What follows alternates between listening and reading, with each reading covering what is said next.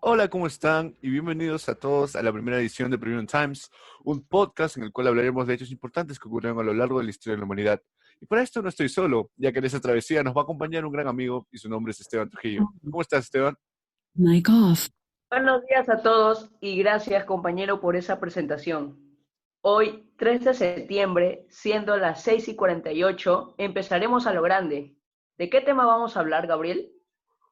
Bueno, vamos a hablar del comunismo. Y para las personas que no les resulta familiar este término, me gustaría que nos dieras una pequeña explicación. Claro, este se define como una doctrina económica, política y social que defiende una organización social en la que no existe la propiedad privada ni la diferencia de clases, y en la que los medios de producción estarían en manos del Estado, que distribuiría los bienes de manera equitativa y según las necesidades. ¡Wow! Gracias por ese aporte. Y para poder comprender más este tema, hemos invitado a varias personas, las cuales poseen un vasto conocimiento de él mismo. Demos la bienvenida a Reinaldo Álvarez, Carlos Ibáñez, Marcelo Moreno y André Pacheco. Pero antes de empezar, nos vamos a un corte.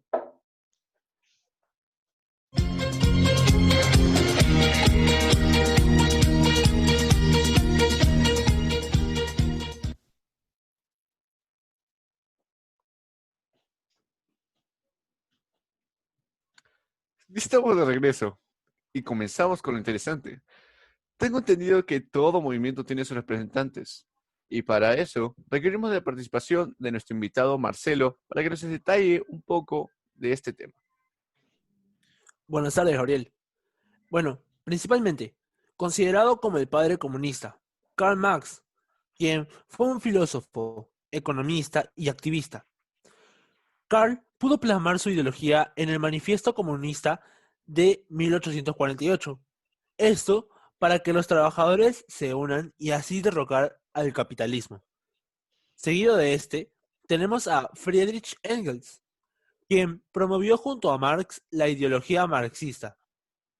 También está Vladimir Lenin, político y revolucionario, quien se convirtió en el líder del Partido Obrero Socialdemócrata de Rusia de 1969.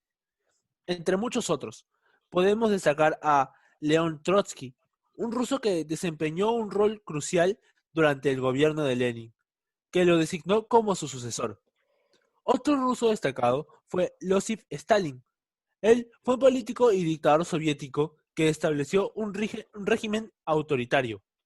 Su objetivo era fortalecer más el socialismo de la URSS o la Unión Soviética y expandirlo en todo el mundo. Finalmente, Mao Zedong, quien fue político y el máximo dirigente del Partido Comunista de China y fundador de la República Popular de China. Genial, tú sí que conoces a todos estos exponentes, aunque ahora me cuestiono si algunos de los partidos comunistas resultantes de esas épocas seguirán de pie hoy en día. Sí, sí lo hay. Y este es el Partido Comunista Chino, por ejemplo. Pero tiene tantos aspectos capitalistas que ya ni lo tengo claro. Sí, pues China, una de las potencias económicas más importantes del mundo, tiene un aporte del sector privado del 60% del PIB de la nación. Llevan décadas implementando reformas económicas. Eso es lo que hizo el Partido Comunista Chino para que China llegue a ser la segunda mejor economía a nivel mundial, lo cual nos hace poner en duda por cuánto tiempo más se declararán comunistas. ¿Qué opinas al respecto, Reinaldo? Bueno, a mí me parece una idea muy interesante, ¿sabes? Mic off. Por otro lado, deberíamos mirar como tenemos como ejemplo Cuba. En Cuba, el Estado controla las fábricas, las empresas y los medios de producción. Sin embargo, también es el encargado de garantizar el acceso a la educación, a la alimentación, a la sanidad y a un empleo a los cubanos. Sin embargo, han hecho algunos avances hacia el capitalismo en los últimos años. Por ejemplo, en el 2011, Raúl Castro, en ese entonces el jefe de Estado, autorizó a los particulares comprar y vender sus viviendas, cosa que antes obviamente no podían. En 2013, levantó restricciones que impedían a los cubanos viajar al extranjero o salir del país y a partir de 2014 alienta a las inversiones extranjeras. Entonces, ¿por qué se les considera países comunistas cuando tienen tantas similitudes respecto a su economía con países considerados capitalistas?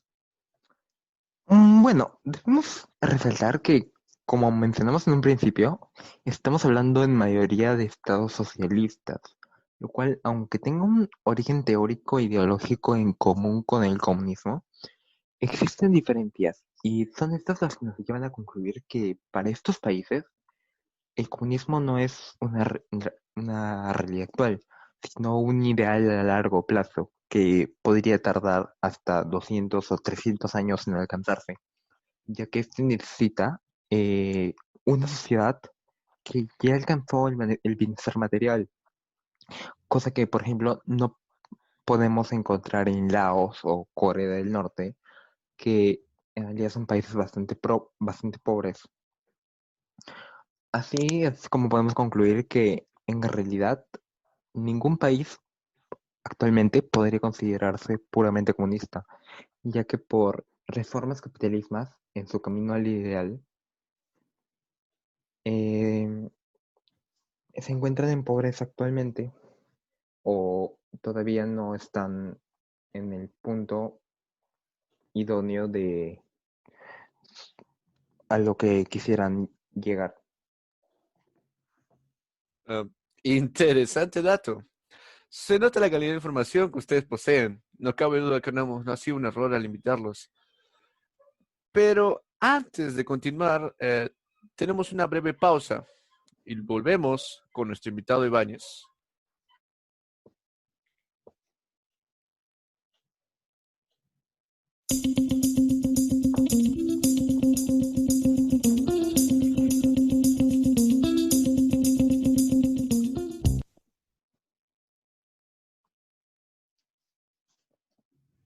Ya estamos de vuelta. Usted está escuchando Peruvian Times.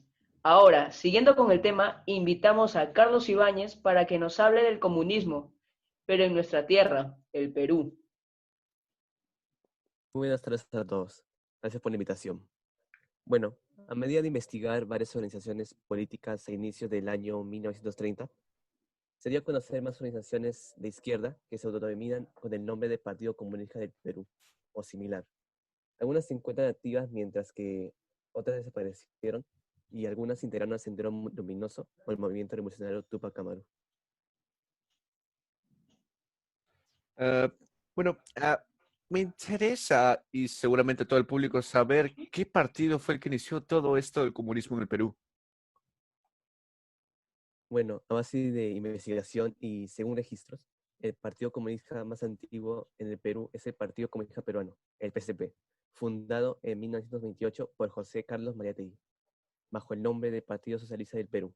Posteriormente, en 1930, el nombre fue cambiado a PCP. Usualmente, este partido es identificado como Unidad, para diferenciarlos de otros partidos de nombre similar. Exacto, pero aparte del ya mencionado Partido del Comunista del Perú, ¿qué otro partido existió? ¿Y cuál fue el más resaltante? Bueno, a lo largo de los años se presentaban otros grupos que también se consideraban a sí mismos como el Partido Comunista del Perú. El grupo más conocido es Sendero Luminoso, que ya todos presentan. Es un nombre que dio el grupo. No utiliza oficialmente para denominarse a sí mismo. Y este grupo armado es una organización terrorista que se inició como una rama del PCP Bandera Roja, separándose a este de inicios de los años 1970. Sendero Luminoso considera que tanto PCP Patria Roja como la PCP Unidad son revisionistas, habiendo asesinado a varios de los militantes y dirigentes de dichas agrupaciones políticas. Carlitos, te recuerdo que Perú ha experimentado una época de extrema violencia desde 1980, en el cual se involucró a todo el país, pero fue mayor en los sectores andinos y amazónicos. Los grupos que se levantaron, que causaron terror y muerte en todo el país fueron Sendero Luminoso y el Movimiento Revolucionario Tupac Amaru, o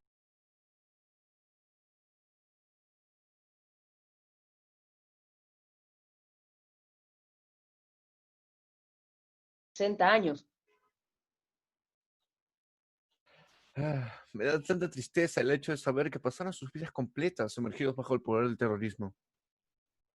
Mic on. Pero si estamos hablando de partidos terroristas, ¿cómo es que estos partidos tuvieron popularidad si se alimentaron de muertes? ¿Qué hicieron?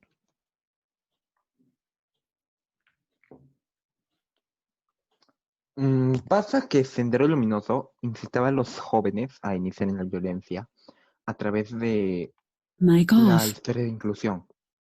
Ok, esos jóvenes están descontentos con el presente y el partido les prometía una sociedad nueva, con argumentos difundidos para reclutar a ellos, a los mismos. Como muchos no fueron convencidos con ideas, comenzaron a imponer técnicas de coerción y terror para captarlos. Diversos testimonios hacen referencia a prisiones y a presiones y amenazas de todo tipo. Además, cabe resaltar un dato muy escalofriante.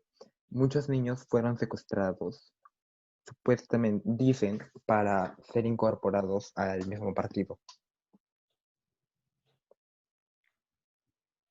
Bueno, por lo mencionado con mi compañero, es por eso que un informe realizado en 1989 reveló que el 35,5% de los sentenciados por el terrorismo tenían educación universitaria, cuando solo este sector representaba el 7,7% de la población. Eso suena terrible, pero supongo que el Estado hizo algo al respecto, ¿no? Claro, al inicio la respuesta del Estado fue fundamentalmente militar, ¿ok? Los gobiernos civiles delegaron la responsabilidad de combatir la violencia a, evidentemente, las Fuerzas Armadas, pero no les proporcionaron una estrategia contrasubversiva en el marco del respeto a los derechos humanos. No dieron instrucciones claras ni tampoco apostaron por el trabajo de inteligencia. Durante los primeros años de esta lucha, de ese combate, los soldados no hablaban el quechua y el ejército era visto como una institución distante, ajena a la población. Eso llevó a que se cometieran crímenes de todo tipo.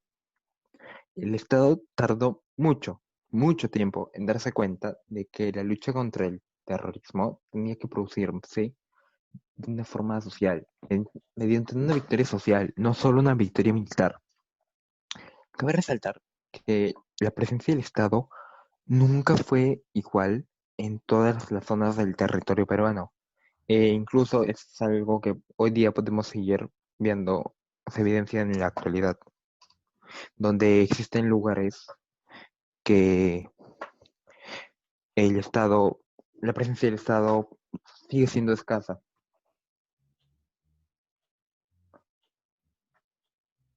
Bueno, es entonces que, como prueba de tal sufrimiento, quiero hablarles de Pascual Romaina, quien fue un militar que quedó discapacitado debido a un atentado del movimiento revolucionario Tupac Amaru en Jujuy, una ciudad de la región de San Martín, en el año de 1993. Para mí, Pascual fue una persona muy valiente al ir y representarnos ante esos terroristas, quien, a la vez, quedó sin una pierna por esto. Él, lamentablemente, no solo perdió una pierna, sino también la conciencia, pero gratamente la pudo recuperar. Pascual es una persona valiente y fuerte, quien a pesar de las consecuencias, continúa con su vida trabajando y con una gran familia. Vaya caso de valentía y tristeza. Pero con esto, ahora vamos a por una pausa.